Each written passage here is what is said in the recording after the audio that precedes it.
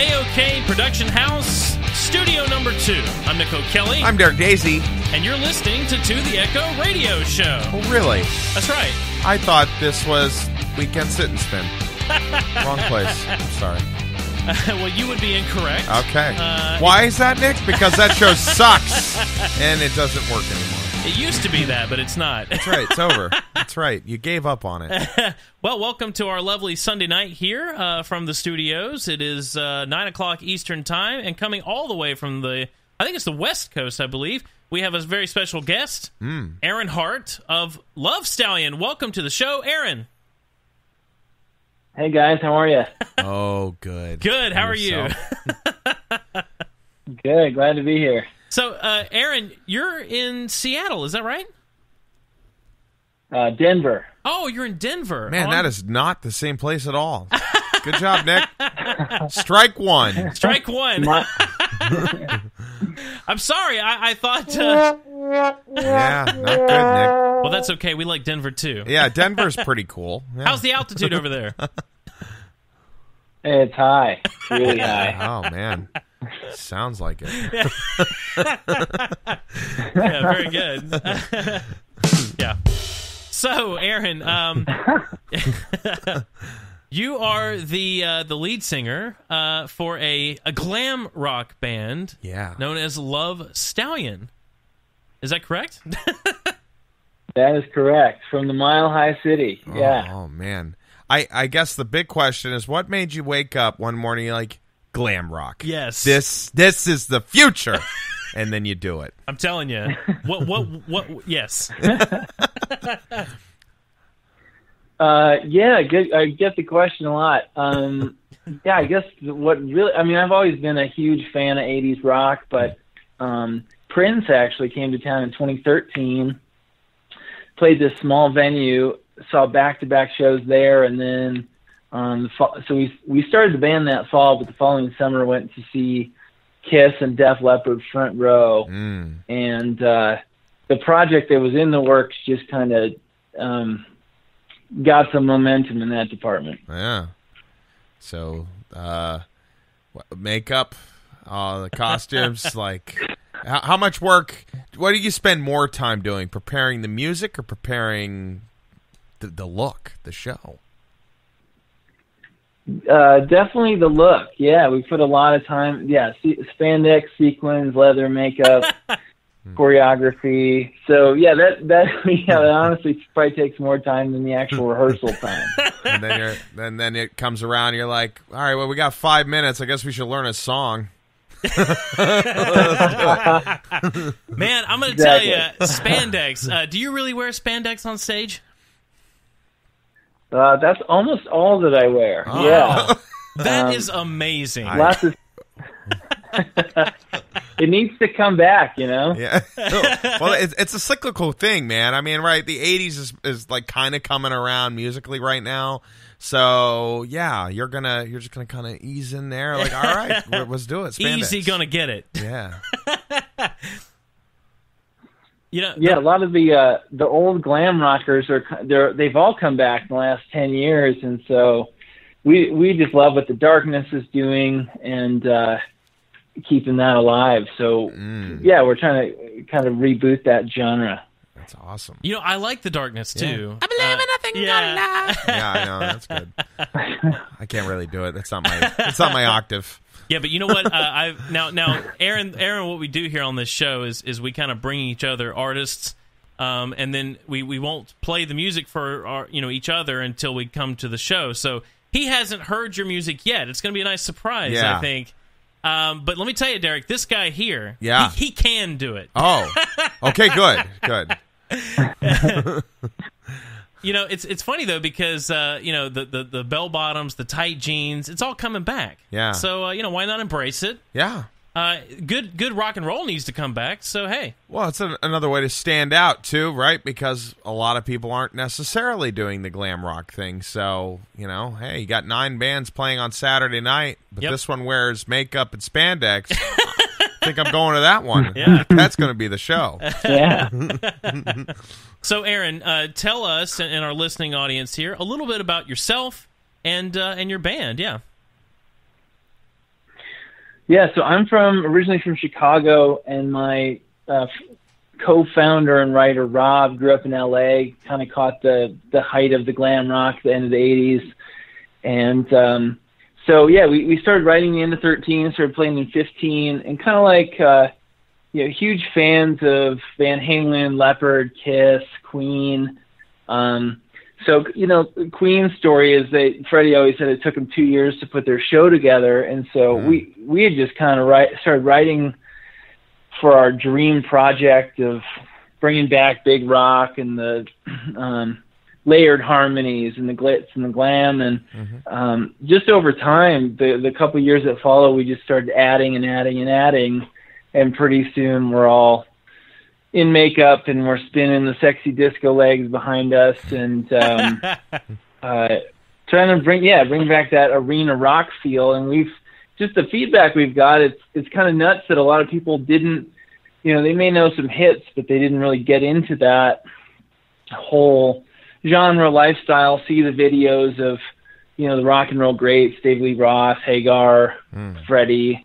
And so, yeah, I guess we're seeing it come back around, certainly with the Darkness and Queen's releasing Bohemian Rhapsody. Yeah. And, most everything's been electronic for so long. We just see the pendulum swinging back. People want real live guitars, and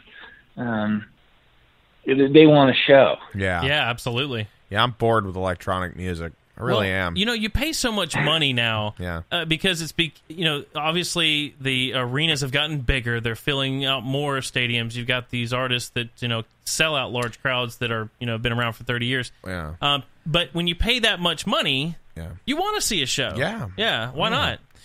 Yep, and I think it's really cool to kind of capture that, because hey, that was the thing, man. That's what we did on Friday night, Saturday night. Went out and see some bands play. Yeah, absolutely. Because there's a lot of shows we go to now that nobody's really jumping up and down. They just kind of rock their head really softly. They're like, yeah, this is good. Well, the bands are also old. It's just grandparents that are sitting there watching. Oh, yeah, they don't want to break a hip. But I'm talking about young people now, and even rock bands nowadays, there hasn't been a lot of new rock bands that have really moved me. Yeah. From a live show standpoint, it's usually a couple fat guys looking down at their instrument and, then the lead singer running around. You know how it is. Yeah. But, no, that's awesome. It's cool to put some thought into the show part of it, because ultimately a lot of people can play guitar, a lot of people can sing. It's that extra element. Yeah, exactly. Really cool. Exactly. How long have you been? You said you started writing in 13 and playing in 15. Is that the band? How long have you been playing, doing music as a part of your lifestyle? So I started playing piano when I was 5. And then just kind of picked up instruments along the way, guitar in middle school. My brother played the drums, so I'd always play his drums, and then bass and so forth. So high school started just writing, playing in bands, kind of did my own pop rock thing for a while, and just kind of got bored with it, a little tired of it, and looking for some inspiration, and kind of rediscovered 70s and 80s rock and roll. And so I started taking lessons from singing and performance lessons from a guy named Dr. Scott Martin out here in Denver. He's been an industry guy for 30, 40 years out here. And he always said kind of what you were talking about earlier.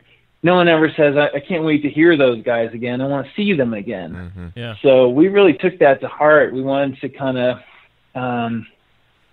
put on the show that people remember and say, kind of, what the F's going on here? It's weird. I like it. This is crazy. And as we talk to people, we just find no one's really seen or even watched the videos of the great rock and roll bands. They might know some Zeppelin songs or Pour Some Sugar on Me, but they never really got to experience that live. Yeah. Yeah, absolutely.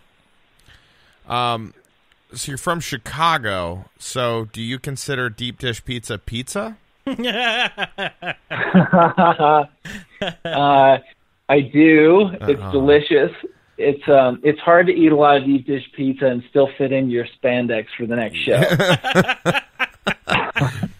It's a casserole. Come on, no. In beer and just stick to vodka and other stuff. Yeah. That for me, I think that is that not just anxiety waiting to happen for you? That you got to get back. You got to get back in those pants. Yeah, So. I mean, like you eat one extra donut and that's it. It's over. The band's done. You guys just that's it. Thank God they stretch. Yeah. Right? They're holding on for dear life. It kind of like keeps me, moderation, but it just keeping shows booked, just like pool season, kind of keeps you from spiraling into a fat mess. Yeah. Oh yeah. No, I know about that fat stuff, dude. It's easy. It's. Yeah. I mean, me and Nick are always struggling with that. I'm always worried he's going to find me in an alleyway with just a bunch of Krispy Kremes, and I'd be like, "It's over, man. It's done." I'm not looking for the needles on Derek. I'm looking for the straws and bottles of maple syrup. That's right. Yeah, I love Derek, food. I told you to put the bottle down. I just can't. Too many pancakes. Just give me one more, sir. One more pancake. Do your bandmates wear spandex too? It depends. It can be has to be tight, but yeah, it can be spandex. It can be lycra, leather, as long as it's tight and shiny. What about wigs? Yeah. No, we're all real hair. Wow. And what a full head of hair you have, sir, I say. What's that? I said, what a full head of hair you have. Yeah. I've been working on it for a few years. So, that's awesome. Yeah, we're gonna keep that going. That's kind of the spirit of the Love Stallion, is that you're your own horse. You have your own. Kiss is just absolutely one of my favorite bands, and loves the whole character idea. Yeah. So when band members kind of having that spirit animal vibe, however they do it, is we love having that as part of our shtick. Yeah. Now, go ahead. Well, there was I used to work in this place up in New York City, and I worked with two guys who had really long hair, and one of them was named John Bonham, which I thought was really interesting. And then the other one, he was in a Kiss cover band called Kiss Nation. And I mean, he has the mannerisms down, where they wear the makeup and they go out and play. And he knows so much about Kiss that Kiss and their assistants would often reach out to him for verification on dates and stuff, because they did so many drugs and stuff back in the 80s. That's amazing. Yeah, so he'd be like, they would have, his assistant called me and asked me what was the year that he was dating this girl and all that. And I'm like, why do you know that stuff? And why do they come to you? You weren't even there. And he's like, I don't know, man. So it was just really funny. But I saw some videos of him, man. It's just mannerisms down. Even when they rehearse, they have everything down. That way they hold the pick in the air and make the hand gestures to the crowd. You guys are ready to rock, and you're getting the same show wherever you go. I think that's cool. Do you guys do that? Do you do that kind of rehearsal? Where you have mannerisms down, you got kind of certain things you say in certain areas of the songs? Absolutely. Yeah, we kind of have what's become known as Love Stallion lore, but kind of the I love Paul Stanley's one of my absolute favorites, but kind of each show he has the same setup. Let's say for Dr. Love about rock and roll pneumonia, and so we love doing that. And our certain what's the Deuce, when Kiss does kind of their guitar salute thing, we incorporate a lot of elements of that. And it's just been fun to add over the years. So, super fun stuff. Yeah. Now, I have to ask, because I'm a big fan of the movie Bill and Ted. Oh. In this movie, the band name is Wild Stallions. So, So where did you get Love Stallion, and are you fans of Bill and Ted? I love Bill and Ted. But, the name... It's funny. I haven't heard that one yet. I know, like, Steel Panther gets asked about Steel Dragon from Rockstar. Oh, But, yeah. Yeah, I forgot about that, yeah. Yeah. Yeah, and actually Michael Starr makes a cameo in that movie. Oh. Really? Yeah, he's like I think he's like auditioning or backup singer right when Mark Wahlberg gets hired. Oh. I'm But, going to have to go watch it again now. but anyway, Good movie. Yeah. Love Stallion came. So my buddies and I, one of us started calling our group the Stallions, and so my name's Aaron Hart, and so the heart has always been a symbol for me, and now the necklace I wear. But one of my buddies was helping me brainstorm a new name for the band, which was originally called Big Rock Radio after one of our songs, and Love Stallion was in the list, and it just kind of instantly connected. We both went home. We're like, oh my God, I've got this idea for a logo. Of course, just a rearing stallion in a heart. Yeah. And we both sent back each other essentially almost the identical thing. Oh, thank God. Just kind of a rough version of what our logo is now. That could have taken a different turn. You'd be like, there's just two horses on here. What the hell is this? Love Stallion. That's a different thing. Oh, okay, good. I'm just making sure. Oh man. Well, so how many band members do you have, and who are they? So 3 of us now. Aero X on bass, Rob McElmore. He's the lead guitarist, former writer. He wrote this first record, Unforgettable Ride. So he decided to take a step back on the live show. A guy named Tay Hamilton stepping in, and then a buddy of ours, Ryan Elwood, on drums. Oh. So that's our 4-piece. It's like Journey all over again. That's right. Boom. Yeah, keeping a band together is like, dating 3 people. So we've always kind of maintained the core, and but as years go by, things change, and it's just important to kind of keep the spirit animal of the band, if you will. Oh yeah. Yeah. There's always that one douchebag that wants to hold you back. Can't have that happen. Yeah, it's good. Yeah. Right. So I apologize for my faux pas earlier, but in Denver, now I've never been to Denver, so what's the music scene like up there? Yeah, good question. Tons of bluegrass, tons of kind of indie folk, pretty strong metal scene, electronic scene.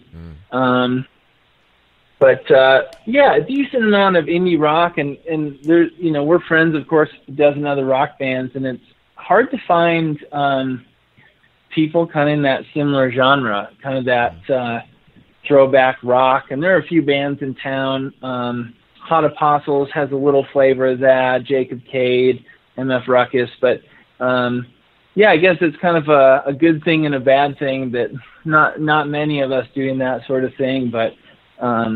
The few who do, it's kind of a tight knit bunch, and it's definitely easy to stick out when you wear spandex versus your flannel shirt and your man bun. Where's Red Rock Theater over there in Colorado? Red Rocks is in Morrison. It's about half hour west of Denver. Okay. Yeah, I always want to go to Red Rocks. Oh. Yeah, that'd be cool. Yeah, that's where your first real big stage is going to be, right? Red Rocks? That's the plan. Okay, It's just gorgeous. You can see the city and the moon, the stars, and the acoustics are insane. That's what I hear, man. Yeah. Always great things. I would love to. Yeah, I mean, it was carved out of a mountain. I mean, I know, but I really want to go. Yeah. Well, at least we have a place to stay. Do it. Yeah. Do it. Yeah, we will. Well, we're staying with you. Make way. Make way. I always want to go to Denver. It's weird. I had a bunch of friends just randomly move to Denver. Like, it's just like 4 people. Like, see ya. And they all went there. Never saw them again. Recently? Yeah, in the last year. Well. Yeah. I mean, not you. I mean, I have other friends than you, Nick. I know. Okay, But God. I'm sure I know why. No, it wasn't me. No, I don't know. People are like, I just want to start over. Like, a lot of people look at Denver or Colorado as being that place to start over. Yeah, I mean, you know. It's weird. Like, I had a lot, like, even my brother was like, yeah, I'm thinking about moving to Denver. I'm like, why? Who do you know in Denver? Like, nobody, man. It's just, whatever. Well, what do you think, Aaron? Aaron, are you originally from Denver? No, he's originally from Chicago. That's right. He said that. Nick. Yeah. I'm sorry. God dang it. Seattle. You forgot where he lived. So what took you to Denver then? So I had a couple friends, a little bit of family out here, but Midwest is what I grew up with, kind of cloudy and weather's tough and not a ton going on. Of course, I was in Chicago area, but I visited Denver a few times. The weather's incredible, more sunshine than San Diego, low humidity, but everyone's always like, oh, you just moved to Denver for the weed, which is partly true. But it's just a super casual culture. The mountains are here, all sorts of things to do, and a lot of transplants here too, so it makes it a really open, accepting, progressive culture. So, I moved here. Actually, I thought I was just going to stay for a year or two before moving to LA, and I landed here and just loved it so much. Wow. Now, did you meet your band there, or did they come with you? Met everyone here. Met Rob, actually, back in 2010, and we'd been good buds and just playing in different projects since. And then it was fall of 2013, we went to a Muse concert at Pepsi Center, which is one of our big downtown venues, and took an edible and got in this super creative space and talking about just our dream project, dream band. And we ended up singing the beginnings of Slow Release and Big Rock Radio, our two of our most popular tracks, into our phones that night when we were out getting a beer outside the concert. And so it's things just kind of happen. I thought LA was where everything was happening, but Denver's attracted so many people that the music scene, just since I've been here, is just blown up crazy. And a lot of people out here are just out for a good time and really love live music. A lot of support for that out here. Well, speaking of your current project, now we're going to play one of your songs here during the show, and if I'm reading this bio correctly, it's your first video single. Is that correct? Yeah, Slow Release. So, so tell us, had you ever done a video before? Did you say I really want to do? What brought you to doing the video? And tell us about the song. So my bassist Arrow's girlfriend Gabby actually filmed it, edited it, the whole thing, and so we decided Slow Release to be our first single. So she just started filming some. We headlined the Marquee Theater in downtown Denver back in February. So she filmed kind of compilation of the rehearsal before the kind of the backstage green room area and the live show, and spliced it together. And it was cool to see. I mean, we just kind of did our thing. Of course, we knew when she was filming, and she spliced it together and caught some cool moments from the live show, some candid behind the scenes. And we just tried to kind of ham it up and give it that retro feel, from even just kind of having the lip sync just a hair off to the filters and all that. But it was super fun. It came together really good, and people loved it. It kind of takes them back a bit. Yeah, okay. Well, if it's okay with you, we're going to go ahead and play it for our listeners. Let's do it. All right, very good. So, you are listening to the Echo Radio Show. This is Slow Release, a new single from, and as you just heard, a single that has a video to go along with it as well, so you can go YouTube that. This is Love Stallion. Let's take a listen.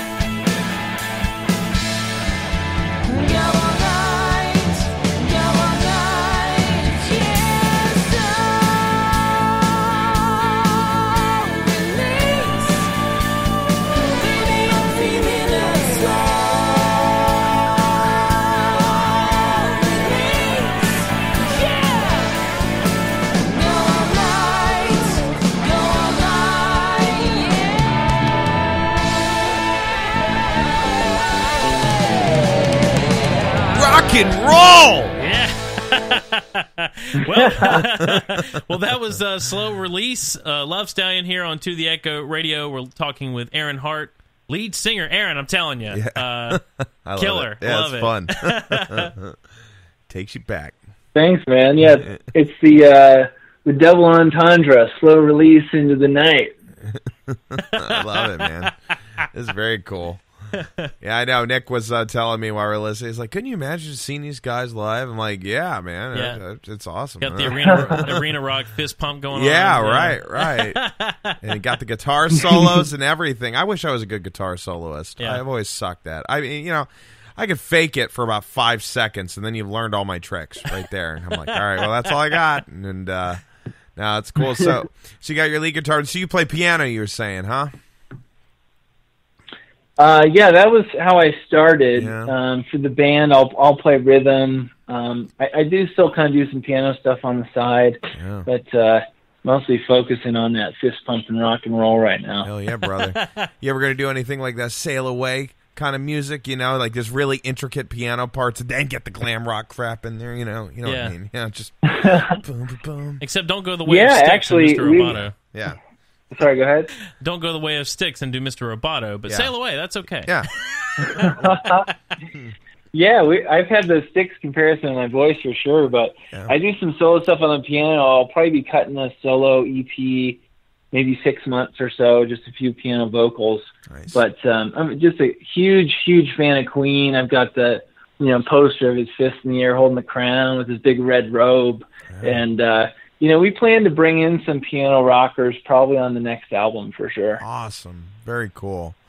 Yeah, man, it's neat to kind of see that music come back. I mean, we say that because we generally get a lot more rock musicians on the show. Yep. I mean, we've had like an R&B and we've had Country, pop rock, country, things like that. But it's every time we get a rock guy and we're like, yes, cool, man, because we want rock to come back. We love rock. Rock's awesome. Yeah, this is real rock and roll right here. Yeah, it really is, man. It's just like, oh, but I love all the different ways of going in there. And plus, man, yeah, your voice gets up there high. Yeah, man. God, what do you do? What do you do to warm up? Man, what do you do? What do you warm up? It's just the pants? It's just the spandex? It just tightens it up? And you're like, ah! Or, there you go. That's it. Yeah, I mean, honestly, it was working with Dr. Scott Martin and Kate Emmerich, another industry pro here in town, but just working with them for a couple years, I was able to increase my range almost an octave. And wow. That's crazy. It's kind of, it's wild. I didn't even know I had it in me, and so it's been fun to do that. Not a lot of people are doing that these days. Most people are got just tied up with all sorts of stuff and not spending time on art and developing their craft. Yeah, that's awesome, man. An octave, though, that's crazy. You had to have not known at all that you could do that. Was it like flipping the switch on falsetto, or like what was going on? I mean, I could get up a little higher than the G4, and but it's really. That was using a lot of throat and pushing and squeezing, and it's really just learn to use the pelvic floor, the diaphragm, all the stuff you hear about, to get up to the G5. But I try not to, you can't do that all night. Yeah. But it's super fun. They kind of, I certainly can't do the David Lee Roth or Michael Starr whistle scream, but getting up there like a lot of the other guys is just super fun to kind of unlock that quote mystery that of singing. Yeah, and when you do your because you do your original music, do you ever do any covers? No, we did an album release show June 2nd, and we ended with Kickstart My Heart, but that's the first cover we've ever done since 2015. Wow, good for you. And we kind of went into it wanting to really survive on the merit of our music, and there's so many 80s covers bands out there, and there's easy for people to peg you as just a cover band. Just because you're, wearing lipstick and spandex. So that's probably the last one we'll do for quite a while. But who knows? We might bring something back here soon. Yeah. How much does it cost to maintain the costumes? I mean, ballpark. You don't have to give me dollars and cents directly, but like, all right, you make X amount of dollars for the show, but about 80% of it's going back out for the clothes and makeup. Yeah, gosh, I don't really want to know, okay. But it's it's a lot of time thrifting. It's a lot of time. We've had some stuff made and whatnot, but it's we're not really spending it elsewhere other than at the bar and on the wardrobe and recording. We're saving our money elsewhere. Now, this project just came out in June. So how long did you spend record? It's a full album too, yeah. Yeah. So we started writing end of 13. First show is May of 15. So we spent a good year and a half really. We wrote about a dozen songs and worked on the arrangements and started putting down the demos and whatnot. But we hit the studio last summer at Colorado Sound with Steve Avedis, and he's worked with, big names like Tony Bennett, NSYNC, Air Supply. And we were in the studio probably a good 6-7 months, kind of on and off. And, you always surprise yourself with what you think is completely, you're completely done with pre-pro and you have all sorts of ideas and want to redo things. So, we finished it up early spring and then did our album release show here in Denver on June 2nd. Wow. Have you already started on the next project? I'm actually, I'm in my just writing out a lot of ideas phase. We've got probably a dozen song titles and miscellaneous riffs and ideas. So we're going to be working on that this fall. We're hoping to get on some short tours just around probably the Midwest, Southwest, maybe out to California next summer. So we're trying to build a good catalog so we can kind of bring those out and try them out live before probably getting back into the studio for the next one. Yeah. Wow. You gonna do kind of do the van tour or do the bus? You guys be like, F it, let's just get the big bus. Let's get loaded. Let's do it. Yeah, I haven't looked into what it actually takes to get the big sleeper bus, but we might end up just a couple trucks and trailers and Airbnbs sort of thing. We've decided we don't want to sleep on floors, but we also can't afford Four Seasons and caviar. So we'll find our way somewhere in the middle. Now, what do you do in your day to day? Are you doing this full time, or you have another job? So my quote day job is I own a real estate company. Which kind of happened by accident. Yeah. I came out to Colorado originally because my uncle was doing fix and flips. So I was going to learn how to do fix and flips to pay for pay my bills while I did music.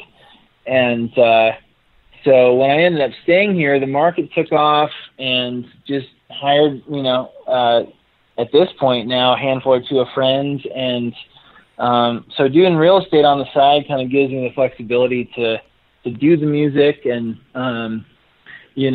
buy all my spandex garb and record. And so it's really worked out. It certainly, I love it. I get to connect with a lot of people and actually a lot of the people I work with come out to the shows. So it's kind of a cool little family tribe vibe out here. Now, I have to ask this. So okay, you're in costume, you're ready to go. You get a call, dude. The house is on the market right now. We got to see it. I think I want to buy it. You make the decision. I gotta go, and you're in costume. You just show up. You're like, hey guys, let's go take a look at the house. Does that ever happen? As funny as it would be, no. That's kind of why I built the crowd of friends, was so someone could cover me while I was doing my makeup. Okay. That's very good.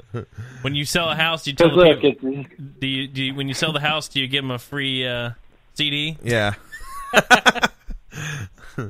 I subtly invite them to the show if they can't tell already. I'm in a rock band. Yeah. But it's fun. People are always interested to know what you're up to, especially when you got longer hair than the girls too. Yeah, right. they assume you're in the band, and then they hear spandex and they want to go. Yeah. And then you'd be like, well, for every house you buy for me, I'll give you 10% off our CD at our merch table. Come on down. Yeah, that's $1. Yeah. Hey, man, every little bit counts. And here's a piano EP for free. Yeah. Right. Oh, man, that's awesome. Well, Aaron, so are you guys doing any playing out now? We are not just this moment, so we're waiting to hear if we get a kind of a big show at the end of September. So if that doesn't come through, we'll be booking something, probably playing end of September, early October, and getting back out, once, twice a month, and plugging the CD until so we start touring around next summer. Very cool. Very cool. Yeah. Well, we really appreciate you coming on the show tonight. I was really excited to talk to you. Yeah. Michael put out a press release about your band, and like I said, I told Derek, I said, well, we got to get these guys. Yeah, he did. He's been talking about it for a couple weeks now. Yeah. It's just like, no, I can't wait for you to hear the glam rock. It's so good. And I was like, all right. So awesome. Well, thanks, guys. Super appreciate you having me. Oh, absolutely. Now, do us a favor and plug yourself for our listeners. Where can they find you? Where can they buy the album? Where can they see you? Go. So our site is lovestallionrocks.com, and you can find us on Facebook, Love Stallion, and Instagram, Love Stallion Band. So you get to see all of the sequins and spandex and lipstick that you want. And but you can also find us iTunes, Spotify, the normal places. So we'll post up a show probably here in the next few weeks and get out there. And if you want, you can even Google on YouTube Sexy Disco Legs, which is actually I don't know if you guys had a chance to check it out. It's kind of what I call the next generation disco ball, which is a set of mannequin legs covered in mirror tiles. Oh. So we bring a couple of those out on stage with us, and we create a little promo video for that too. So it's just a kind of a full assault of the senses. Yeah. That's amazing. I love it.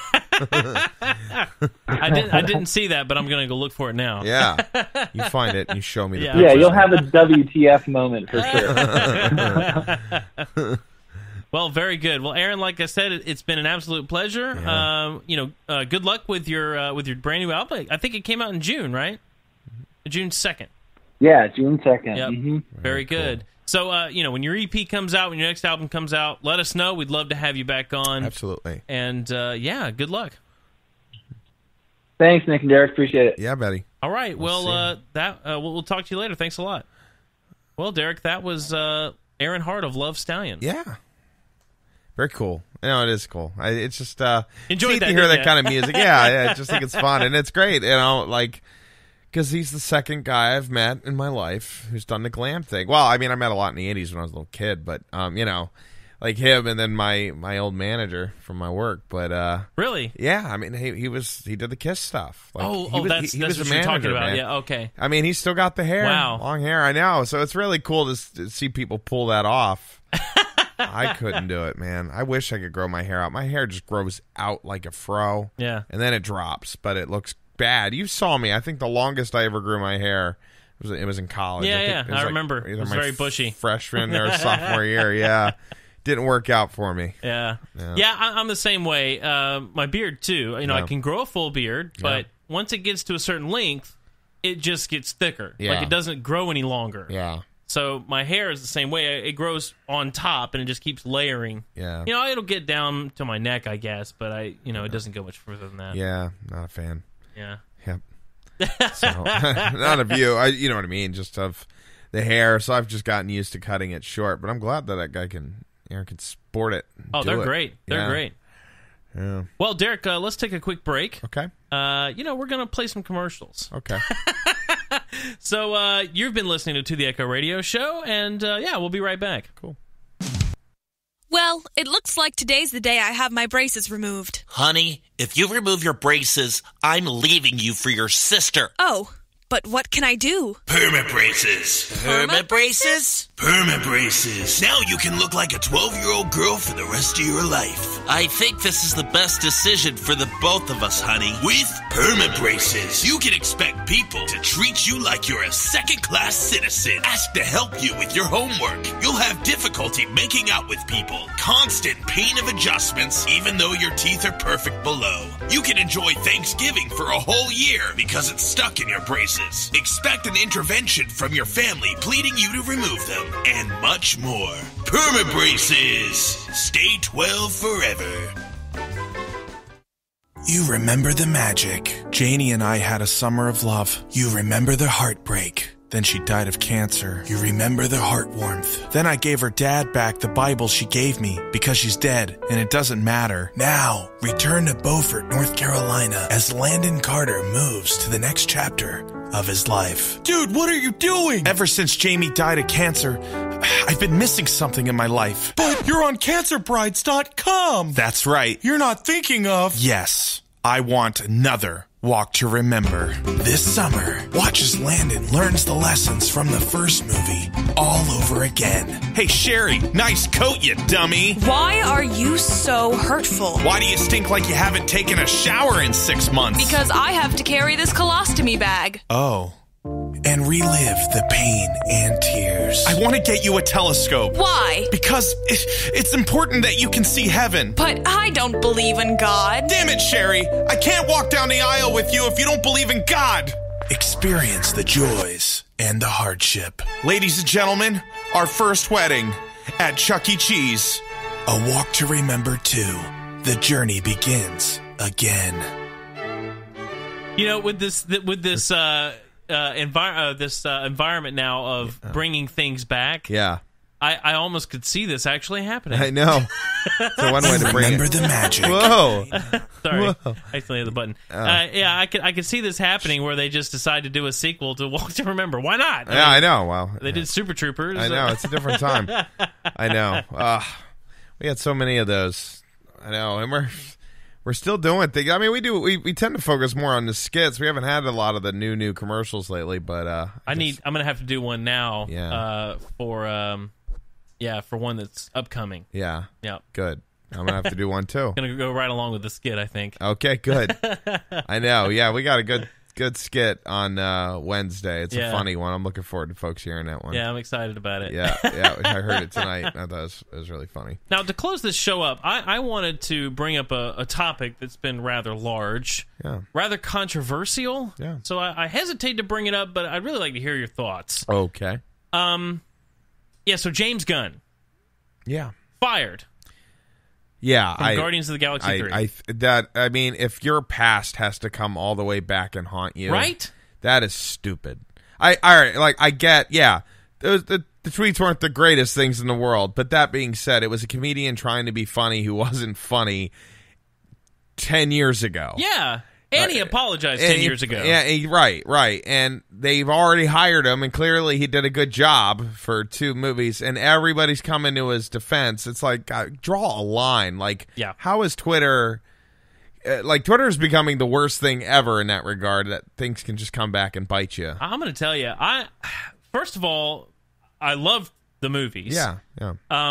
But if you're Disney and you don't want to work with this guy because of a tweet... Yeah. You should have vetted him before you hired him for the first movie that made millions of dollars. Right. I can't understand. And my question is, how did it quote unquote resurface? Yeah, that's what they said in the press release. It's resurfaced. Because some guy started posting it and going crazy about it. But the thing is, though, I'm wondering if Disney just didn't want to work with him again, and they were like, where can we go? Oh, here we go. I mean, I think. We talked about this in Avengers. I think he was a contributor in some way. Yeah. I don't know if he wrote those lines, but maybe they said to themselves, hey, well, this worked out, and he wasn't the director of the movie. Yeah. But, I mean, I just... It's it's bad, especially for people like us too. Yeah. I mean, not that we put anything like he did in the tweets or anything. We're pretty careful with that stuff. But, but I mean, if that's all it takes, it's scary. I mean, because again, we're just judging and trialing. Like, I don't like. Yeah, I feel like there are certain things that you should absolutely get in trouble for, like rape. Yeah. If you raped somebody 10 years ago and then somebody comes out and says, yeah, he raped me. All right, you're going down, Weinstein. Yeah. But, I mean, this guy was just trying to be funny. He wasn't funny. And it's not like he ever did anything like that, at least not that we know. Yeah. But my whole, like I said, it makes me mad because now you are retroactively punishing somebody for something that, you've already had him do 2 movies. Not one. Yeah, 2. 2 movies. It's like if I punched a kid when he was 10 years old in the face, and then I'm 35 and he found out about it. You're like, I'm sorry, Derek. You can't have this job. You punched a kid Jerry in the face. Yeah. Like, yeah, but he deserved it. But that's bizarre for me. And Twitter, I mean, of course people put things on Twitter all the time that, it's in the heat of the moment, and you just say whatever that comes to mind. Yeah. And, so it's out there. But did you notice that Ryan Johnson deleted, what was it, like 20,000 tweets? Yeah, he was like, let's just start over. I know everybody is now. Because, Jesus Christ. Because who knows when somebody just wants to pick on you that day. Yeah, right. Yeah. Comedy's hard, man, nowadays. It's Was weird. he a comedian? Well, I mean... He was just being funny, right? Yeah. I mean, I'm just talking in general. Now, his brother is, he's in Guardians of the Galaxy. He was in Gilmore Girls. I love his brother. He's funny. Yeah. Kind of like the Ron Howard, Clinton Howard thing going on, except he's much better. Yeah. Well, Ryan Johnson did that movie Looper with Bruce Willis and Jason... he was on the roast of Bruce Willis. What's his name? Joseph Gordon-Levitt. Yeah, there we go. Yeah, so, I mean, that was a good movie, I guess. I didn't see it. Yeah, it was pretty good. Yeah, well, anyway. Yeah, I'm glad we're on the same page as that, because I was wondering. That's... I could see people, you know how they are, but... Yeah, personally, I think it's ridiculous. I think a good man, 10 years. Yeah. Come on. Like, clearly he thought it was stupid, and he doesn't... I don't know. When you see him talk, like, on the special features of the Infinity War movie, you have all the directors, or a bunch of the directors who've directed all the Marvel movies, and they're all talking together. I mean, very grounded people. I mean, it's just, I don't know. No, I actually haven't seen the special features from it, so I'm going to have to go check it out. It's interesting. They just talk about, how they each open the door for the next person, and, it all started with Jon Favreau, and just look at him now. Yeah, I know. Making The Lion King. Yeah. And the live action and Star Wars. And he was the monkey guy that died. Well, he's making a Star Wars show. Oh, yeah, that's right. Yeah. He's the director of that. I'm looking forward to that. Yeah. Live action Star Wars show, I'm in. Yeah, I hope it's good. I do too. And if it's not good, Nick, you're fired. Yeah. And we're going to get a new show host. But speaking of bringing things back. Yeah. And again, I mean, it's incredible what's going on. What did I see the other day? Another sitcom they were talking about bringing back. Oh, Alf is coming back. Yeah, I read that. They're bringing back Alf. Last Man Standing is pretty new, but that's coming back. Yep. Kelsey Grammer said that he wanted to bring back Frasier, so that's in the talk, or he's in talks to bring it back. Rugrats is coming back. Rugrats, and they're going to make a live-action Rugrats. Are they? Yeah, I saw that too. I know they're going to make a movie, but they ordered like 20-something episodes. That's incredible. Yeah. I mean, I'm not against it because I like all of these things. Yeah. But it is pretty sad that you just don't have anything new. Yeah. So you just have to recycled ideas. Yeah. Well, because of nostalgia's, that's something that all of us are just suckers for. We all, like, how is it that, Surge soda, which... it was good, in the 90s. It went away, and all of a sudden, all right, bring it Surge back. I've seen it in a gas station recently. I know. It's starting to blow up again. That's crazy. I remember Surge, man. Me too. I used to drink it. I drank it like water as a kid. There's that. French Toast Crunch went away for a while, and then they brought it back due to popular demand. Yep. So good. It's just this nostalgia thing always popping around. The NES. Yep.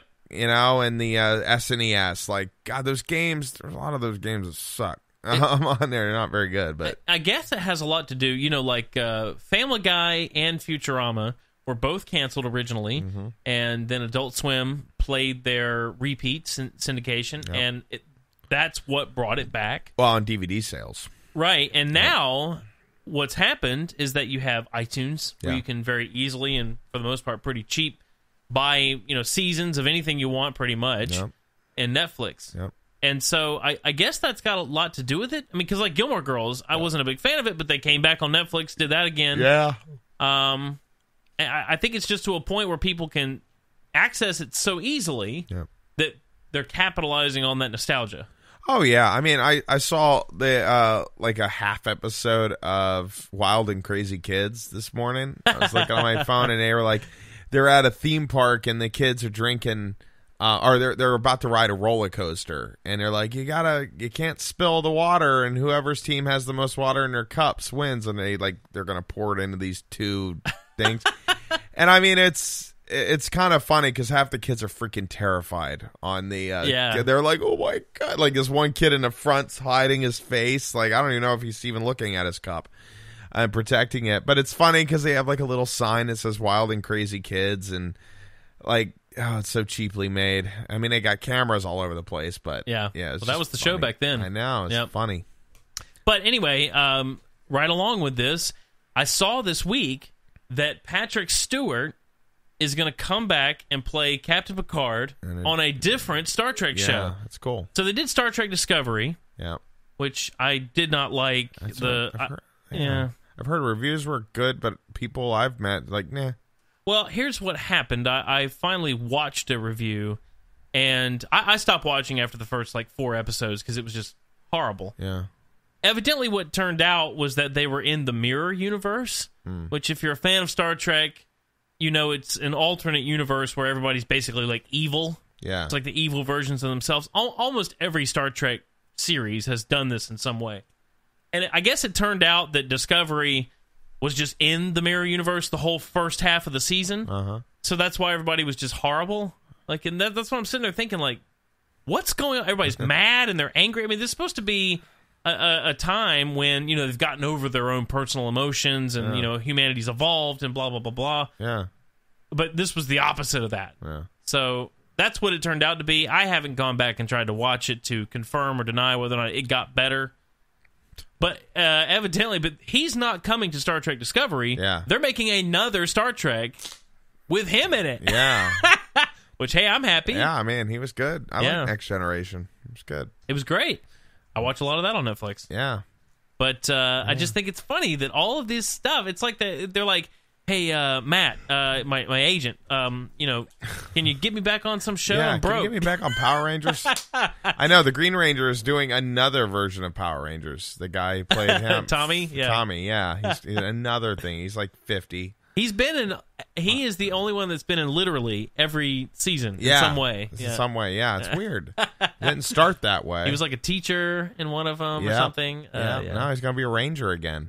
I know. I'm like, how old are you supposed to be as a ranger? I didn't really care for the movie. I wish they would try to do it again. Oh, the newest one? Yeah, it was okay. It was just very, they're trying to focus on that teenage angst, but it's so fake. Yeah. I'm like, nah. That's not what it's about. No. We want to see the cheap fights and the funny characters. That's right. all I care about. Yeah, I wasn't really impressed. Yeah. So they need to try that again, I would say. Yeah, and I didn't really like Zordon. He was kind of a douchebag in that movie. Yeah. Bryan Cranston, I keep calling him Walter White. Yeah. He was Zordon. Yeah. Evidently, the Blue Ranger is named after him. Yeah, named after him. He was some kind of a show writer or something. Yeah. No, he starred. He was he wore some of the costumes of the bad guys. That's crazy. Yeah. Can you imagine? Yeah. What a way to get started. I know. Bryan Cranston. I know. One of the bad guys. And then he went on. What is it? The show with the brothers and the crazy mom. The really loud. Malcolm in the Middle. Malcolm in the Middle. Yeah. Yep. And he was on Seinfeld. Yeah, there was an episode. The dentist. Yeah, I remember that. You remember when he kissed? I think it was Dreyfus. What's her name? Richard. Or not Richard, but the girl from. Oh, Seinfeld. Julia Louise-Dreyfus. Yeah, sorry. Yeah, he did a huge kiss on her in the Emmys or something when she went up to win an award, like a big one. It was like, ooh. Yeah, he's funny. Yeah. So, well, Derek, the fun thing here is that that's our show. Okay. I was excited to talk to the glam rocker. He was nice. Yeah, nice guy. And check out his stuff, man. We'll have his links up on our website next couple days. Of course, you can tweet us. If you want to talk to us, tweet us, please, at To The Echo Radio. At To The Echo Radio, yep. We really like talking, even though we don't talk very much unless you engage with us. Yeah. And, of course, you can go to totheecho.com to see all our previous episodes. We got to be close to 40 now.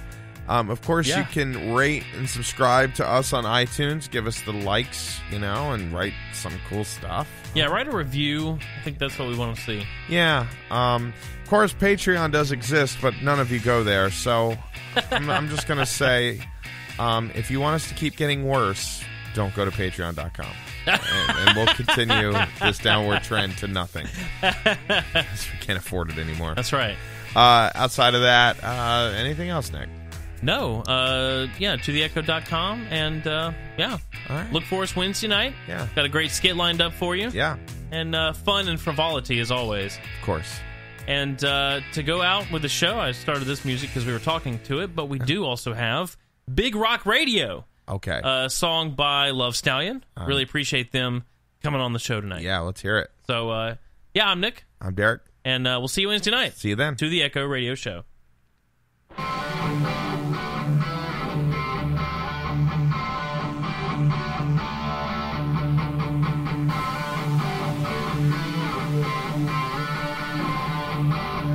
One, two, three, go!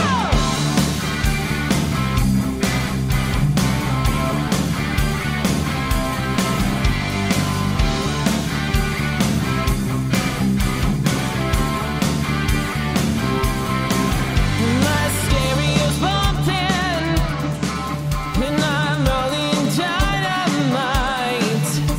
Your life will